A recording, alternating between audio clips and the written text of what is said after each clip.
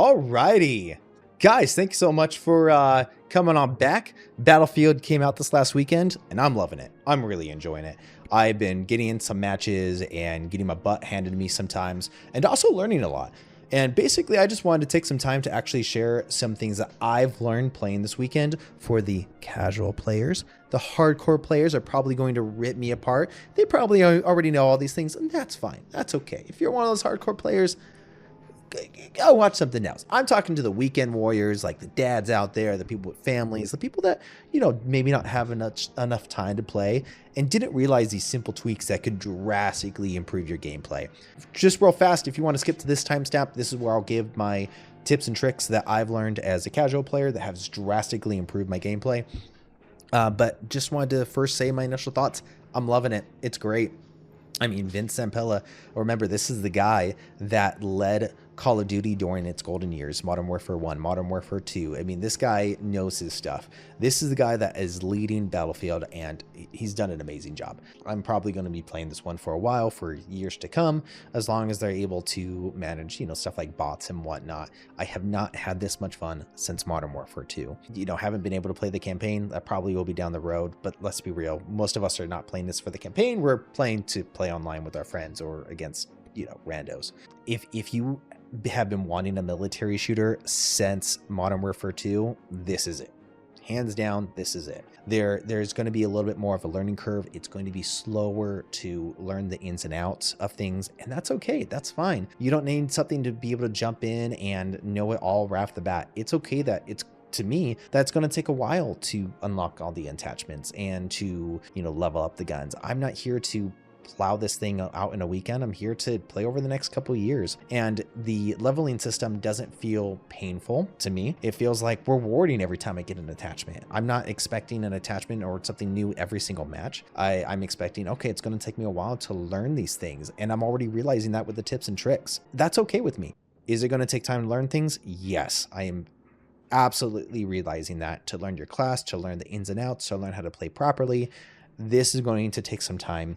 If you're just going to run in, you're probably going to die a lot. So you do need to have some strategy going into this. On to some tips and tricks. There are some things I've learned, like if you played Halo back in the day, if you knew the layout of maps, you knew where the overdrive was, you knew where the active camo was, you knew where the best weapons were, you are going to do drastically better of someone of the same skill that doesn't know where those things are. If you know where to get the sniper, the shotgun, etc., you're going to do better in those matches. And just knowing map layout is huge, was huge back in the day, and still applies here, but there are going to be some same principles that if you learn these few basic things, they have drastically improved my gameplay. Because people are talking online right now about burst and bloom. If you are just going in full auto, you're not going to have a good time. But let me get more specific here in a moment. I just want to say this gameplay is going to be a little bit choppy. It looks smooth on my end, but I've noticed when the recording's done, it's not smooth. I think I just don't have a good enough rig to be able to work on both at once, so I apologize for that. But still, the tips and tricks will be there. You'll still be able to see what I'm trying to point out. I just want to let you know that it's not as smooth as I would hope it to be, but I'm not about to go spend a bunch of money on a new video card. So let's get into it, and let me point out some tips and tricks for the casuals out there, the casuals. Little quick post edit here. For some odd reason, my recording software is being a pain. So just if you're going to pay attention to these tips and tricks, just be aware that the bottom right-hand corner of your screen is where all this action's going on, and you can see it in real time if you just pop open your own game. Just pop it open, look in the bottom right hand corner when you're doing full auto and when you're zeroing in on your scope. The bottom right's going to be where the magic happens, and you're going to see that information. Sorry about that. Anyways, enjoy the tips and tricks. Okay, so right now we're here in the firing range.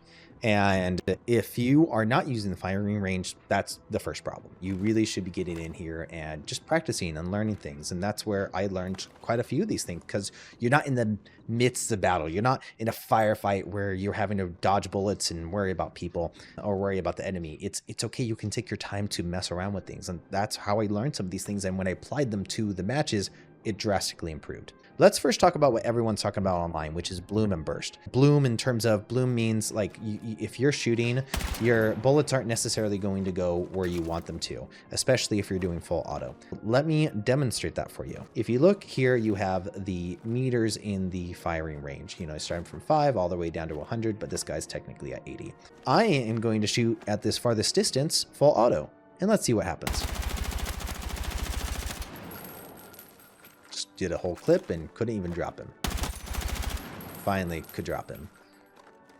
Okay, let's try again with second for this guy. Okay, was able to at least drop him in the round. I mean, in the mag. Okay. A little bit fast, easier. At 40, at 20, at 10. What I'm trying to demonstrate is if you're shooting someone from across the map, there's a better way. So let's show you a simple trick to change this. In the bottom right here of my screen, you're going to see B, and you're going to see 3 bullets. If I press this, boom, single fire, semi-auto. Now, let's try to take this guy out. Just a few bullets. Boom, headshots. Boom. It's going to take a little bit longer with the people up close than compared to full auto. But if I'm shooting at someone far away, take a second to press that B and change it to single fire, semi-auto. It's going to drastically improve your gameplay if you're firing at someone in the distance. You don't need to use full auto all the time.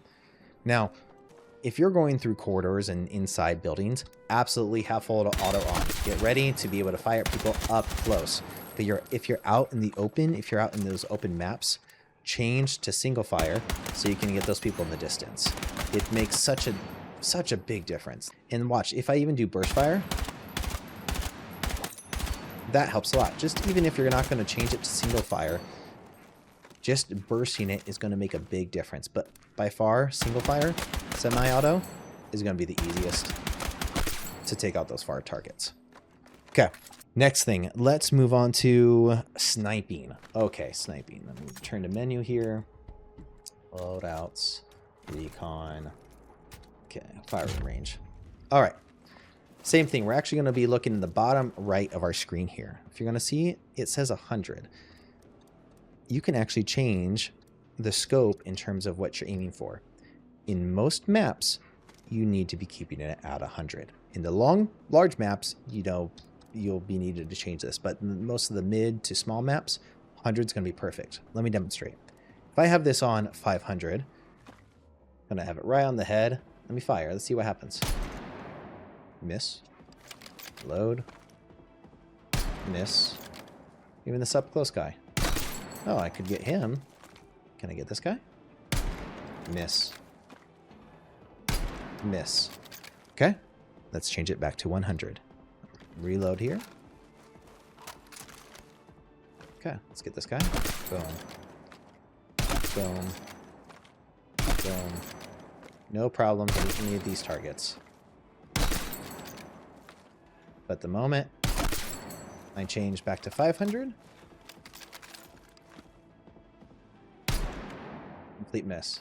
It's going to be shooting over their target, over their heads, and you're never going to hit them. So make sure if you're playing on the small to medium maps, make sure you have it at that 100 mark. You're actually going to drop the people. Now, the other thing is, let's pretend you're overshooting your targets. Like, you try to hit a moving target and you're always overshooting them. There's something you can do that you may not realize. If you go to settings, options, mouse and keyboard, control settings. I had to change this just a little bit, but control settings, edit. They have a really cool feature here that you may not know. Look at this. Zoom. You can change your sensitivity for the type of scope you have.